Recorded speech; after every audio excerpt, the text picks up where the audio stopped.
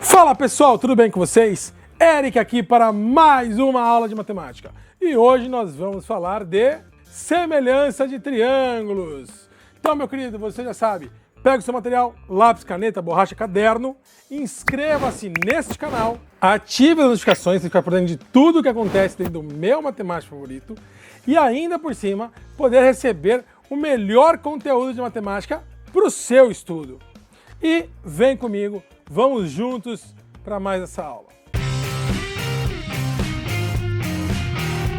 Bom pessoal, então nós vamos começar com a definição do que são triângulos semelhantes, ou do que é a semelhança de triângulos. A gente vê aí na figura dois triângulos. Para que dois triângulos sejam considerados como semelhantes, nós temos alguns critérios. O primeiro critério deles é que os ângulos eles têm que ser na mesma ordem congruentes. Por exemplo, ângulo 1 é congruente com o ângulo 1, tá vendo? Ângulo 2 é congruente com o ângulo 2. Ângulo 3 é congruente com o ângulo 3. Outra característica é que os lados sejam proporcionais. Eles não precisam ter a mesma medida, mas eles deverão ser proporcionais. Ou seja, a relação que existe do lado AB com o lado PQ tem que ser a mesma relação estabelecida entre o lado BC e o lado QR. E tem que ser a mesma relação estabelecida entre o lado AC e o lado PR. Então essas relações têm que ser a mesma, têm que ser proporcionais. Isso é o que define pra gente se dois triângulos são ou não semelhantes. Se qualquer uma dessas duas características não baterem, por exemplo, ali tem os ângulos, mas os lados não são proporcionais, ou tem os lados proporcionais, mas não tem os ângulos. Então não existe semelhança de triângulos. Então vamos agora para os casos de semelhança de triângulos. Nós temos aí alguns critérios de semelhança de triângulos. Então o primeiro critério é ângulo-ângulo, que é esse A e um tio depois do A. Tudo bem? Ou seja, dois ângulos congruentes. Então olha só, aqui no caso ó, nós temos que o ângulo A é congruente ao ângulo P e o ângulo B é congruente ao ângulo Q. Então temos dois ângulos congruentes. Se nós temos dois ângulos consecutivos congruentes, então esses triângulos são triângulos semelhantes.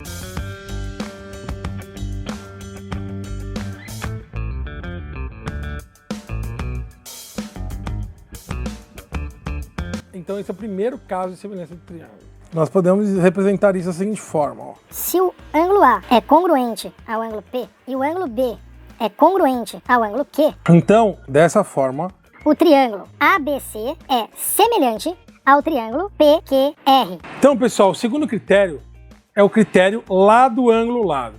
Ele diz o seguinte, que dois lados consecutivos, eles precisam ser proporcionais. E o ângulo no meio deles tem que ser congruentes. A relação de AB com PQ precisa ser proporcional à relação que existe entre BC e QR. AB está para PQ, assim como BC está para QR. Tudo bem? E fora isso, o ângulo compreendido entre esses dois lados, AB e BC, ou no caso, entre PQ e QR, esses dois ângulos, dos dois triângulos, precisam ser congruentes. O ângulo B precisa ser congruente ao ângulo Q. Sendo assim, então, O triângulo ABC é congruente ao triângulo PQR. terceiro critério de semelhança de triângulos é o lado-lado-lado, ou seja, os três lados de um triângulo são proporcionais aos três lados de outro triângulo ordenadamente. Essa palavra ela é muito importante. Basicamente, ele está dizendo que a relação de AB com PQ vai ser proporcional à relação de BC com QR e vai ser proporcional à relação de AC com PR. Ou seja, AB está para PQ, assim como BC está para QR, assim como AC está para PR. seguindo essas características, então, O triângulo ABC, ele é semelhante ao triângulo PQR. bom, agora nós vamos ver, então, polígono semelhante. O que determina, então, um polígono ser semelhante? basicamente a mesma coisa que o triângulo.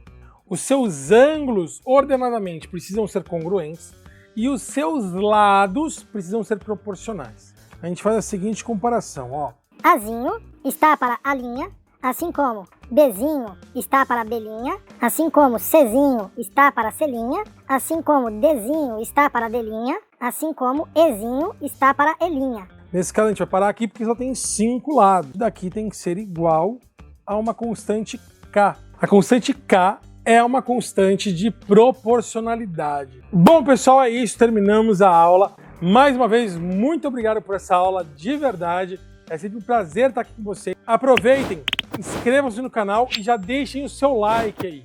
Aqui vai aparecer para você 2 vídeos para vocês irem lá, assistirem, continuarem estudando matemática. Agradeço muito pela sua presença. Até a próxima aula e fui!